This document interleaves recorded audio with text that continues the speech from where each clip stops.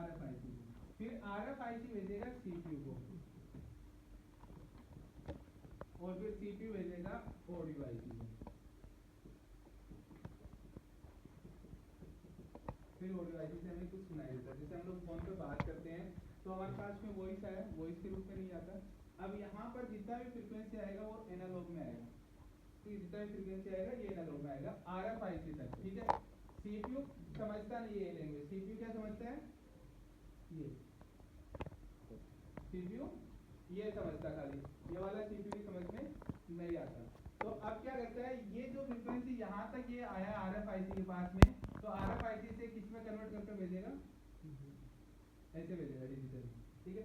अब फिर क्या करेगा, अब मान लीजिए यहाँ से वापस भी फ्रीक्वेंसी जा रहा है तो CPU वापस से इसको क्या करेगा, ये तो डिजिटल में भेजेगा, फिर RFIC से क्या करेगा, एनालॉग में भेजेगा वापस से। तो सबसे इंपॉर्टेंट कौन हो गया हमारे पास में, RFIC। इसलिए सबसे ज्यादा लोड RFIC पर होता है, इसलिए एंड्रॉइड में सबसे ज्यादा खराब होने के चांसेस भी इसी के होते हैं।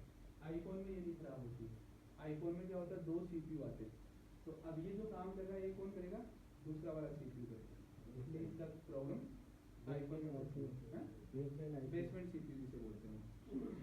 तो ये जो होते हैं ये इस तरीके से फ्रीक्वेंसी एक दूसरे को पास करते हैं, ठीक है। तो यहाँ पर सबसे ज्यादा किसका प्रॉब्लम, इसका प्रॉब्लम आने के चांसेस होता है। सिंपल सी बात है, आप कहीं पर चले गए जहाँ की लैंग्वेज आप लोग नहीं समझते हो, तो अब आपको वहाँ पर क्या ढूंढना पड़ेगा, ट्रांसलेटर। और ट्रांसलेटर हमारे कोई किसी बदमाश की तरह हो, कोई अनीस की तरह, है ना, अनीस की तरह बदमाश हो गए, उधर ले जाके लुटा देगा, उधर उन्होंने अपना कश्मीरी में कुछ बोला और इसने हमें हिंदी में कन्वर्ट करके कुछ और ही बता दिया, है ना। और हमने इनको कुछ बोला हिंदी में और इन्होंने कश्मीरी में कुछ और ही बता दिया, लड़ाई हो गई। अब हो गया होगा मूड में, आगे बोलेगी यार आज किसी को पिटते हुए देखना है ना। कभी कभी मिलिटेरी के मूड में आ जाए कि आज किसी को पिटते हुए देखना है। अब अगर पिटते हुए देखना है तो अब 2 की लड़ाई करवानी पड़ेगी।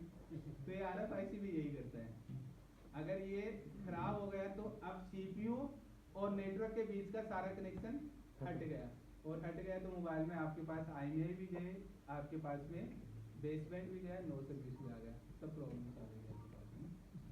तो ये तो इतना ही छोटा सा पैटर्न था, जिसमें क्या है कि हम लोग एकदम डीपली नहीं जा रहे, क्योंकि डीपली जाते ही मुझे पता है दिमाग ज़्यादा खराब हो जाएगा। हम लोग खाली रिपेयरिंग के लिए क्या काम आना चाहिए हम लोग उसी पर ही बात कर रहे हैं फिलहाल सारी, ठीक है। जो रिपेयरिंग के लिए आएगा, जो रिपेयरिंग के लिए आएगा ही नहीं उसमें क्यों जाए।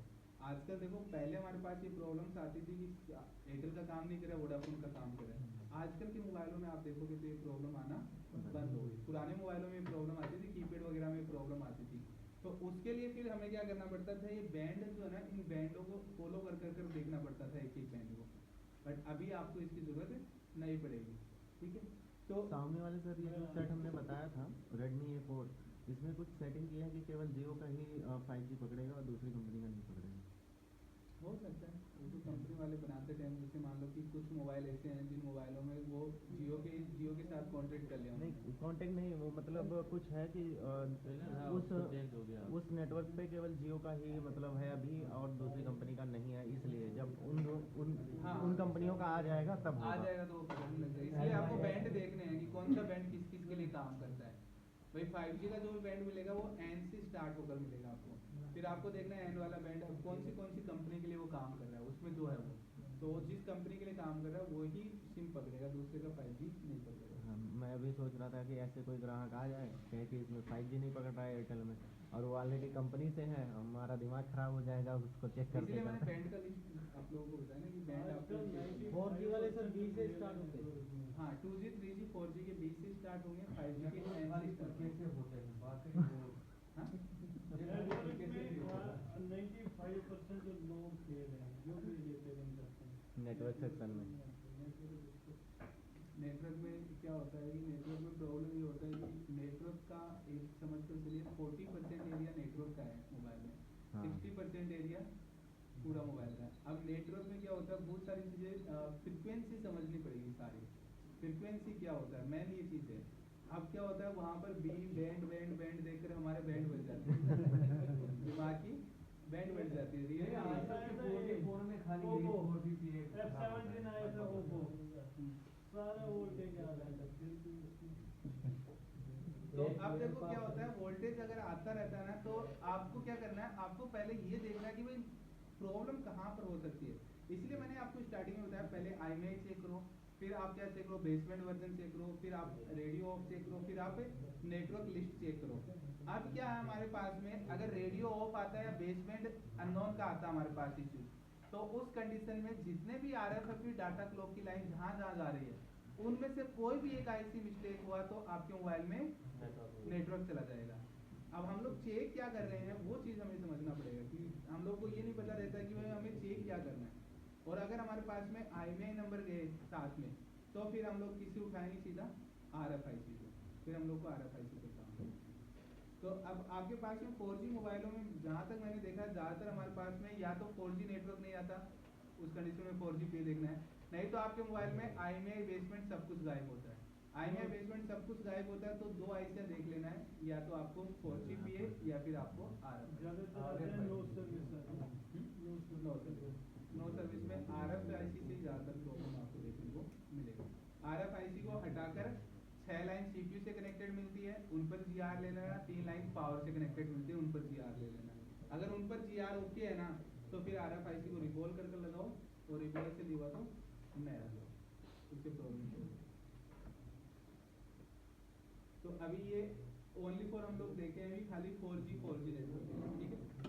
तो इतना भी देख समझ में आ गया इस चीज़ का। हाँ लगभग। सर अगर डाटा बहुत CPU का लाइन उसमें डाटा नहीं आ रहा है, हाँ तो उस टाइम CPU रिकॉल करना, अगर CPU से कनेक्टिविटी मिसिंग मिला ना तो CPU रिकॉल ही करना चाहिए। कुछ लोग तो वो करते हैं ड्रिल करते हैं CPU ड्रिल करना। CPU ड्रिल नहीं करते, CPU ड्रिल तो उसके लिए किया जाता है ना, ISP जंपर मारने के लिए करते हैं। नहीं सर मैंने अभी देखा था टेक्नीशियन, उसने एक लाइन में आना था ज़्यादा और उसमें आना था 1000 से 800, उसमें 1200 आ रहा था और उसने CPU को ड्रिल किया, वहाँ से जंपर उठा के वहाँ पर करना है 2G के पास। नहीं वो CPU क्वालिटी होता है तब होता है। क्या होता है देखो मैं आपको बताऊँ, आप वो हम लोग क्या देखते हैं तो वो शॉर्ट में दिखाई जाती थी, वो क्या होता है CPU उसने हटाकर पहले CPU हटाकर उसने CPU को चेक किया है, वो लाइन CPU के अंदर से शॉर्ट है वो लाइन, इसलिए अब शॉर्ट है तो अब हमारे पास कुछ ऑप्शन ही नहीं है। तो क्या करना पड़ता है, CPU के नीचे की तरफ जो पॉइंट होते हैं ना सेम पॉइंट CPU के ऊपर की तरफ भी होते हैं, तो फिर वहाँ से ड्रिल करके वो लोग वहाँ से जंपर उठाते हैं। अच्छा उसको पहले बंद किया नीचे वाले लाइन, हाँ पहले नीचे वाली लाइन को बंद कर दिया, उसने बताने के लिए CPU भी चेक कर लिया कि वहाँ पर 100% शॉर्ट है, ये क्लियर हो गया, फिर ऊपर से ड्रिल किया जाता है।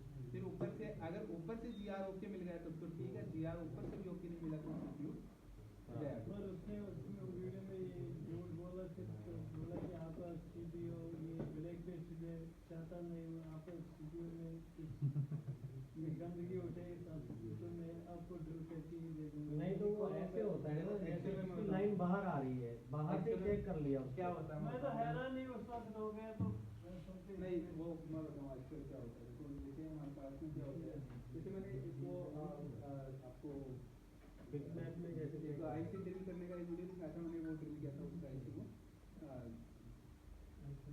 वाईफाई ब्लूटूथ वाला IC को दिखाया था इसको।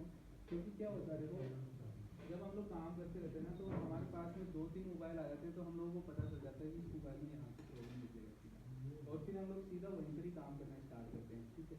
तो क्या करेंगे, अब मुझे पता है जैसे कई बार हम लोग बात करते हैं ना कि एक वो CPU जो है CPU से एक लाइन लेगा ना वो कट होता है, तो अब मान लीजिए वो लाइन शॉर्ट है, अब वो लाइन शॉर्ट है तो हम लोग सीधा क्या करेंगे, हमें पता है सीधा उस लाइन को ब्रेक करना है। तो अब ब्रेक करना है तो हम लोग वीडियोज में वो पूरी चीज़ नहीं बोलेंगे क्यों ब्रेक किया है, किस लिए ब्रेक करना चाहिए, वो चीज़ नहीं, सीधा आपके पास में ये प्रॉब्लम है, यहाँ से इसे कट मार दो, यहाँ पर ये जो आपका चार्जिंग IC है, चार्जिंग IC के पास में आकर यहाँ पर ये जंपर मार दो, आपका मोबाइल रेडी। अब हम लोग कंफ्यूजन में क्यों कट मार दिया उधर, कंफ्यूजन में क्यों कट मार दिया उधर। तो क्या होता है कि वीडियोस में एक प्रॉब्लम ये होती है कि वीडियोस का हमेशा शॉर्ट में बनाने पड़ते हैं, लंबे वीडियोस कोई देखता नहीं है, रियलिटी यही है, लंबे वीडियोस कोई देखता नहीं है। बहुत इसलिए सारे कोर्स 20-20 मजबूरी है घंटे short के में पड़े हैं, बनाना नहीं पड़ता है। देख तो इसलिए देखने की हम लोग हिम्मत पूरी पड़ती है। डिटेल्स कभी भी उसमें बोलते नहीं हैं। हम खुद भी बनाते हैं तो हम खुद भी ऐसा ही करते हैं, 10-15 मिनट में बस वीडियो खत्म करना, चाहे कुछ भी हो। ठीक है। आधी इंफॉर्मेशन जैसे हो जाए, बस सॉल्यूशन चला जाए, क्योंकि सबको सॉल्यूशन चाहिए। कई बार तो हमारे पास में बहुत सारे स्टूडेंट ये भी बोल देते हैं, सर ये 3-3 घंटे के वीडियो भी नहीं देखे जाते, 10-10 मिनट के बनाओ इनको भी।